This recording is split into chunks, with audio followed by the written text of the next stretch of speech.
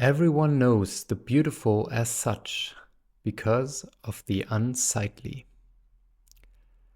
Everyone knows the virtuous as such because of the existence of evil. Being and non-being give birth to another. Difficult and easy complement each other. Long and short offset each other. High and low contrast each other. Notes and sounds harmonize with each other. Before and after follow each other. Therefore, the wise acts without doing. He teaches without speaking. Everything grows without him lifting a finger.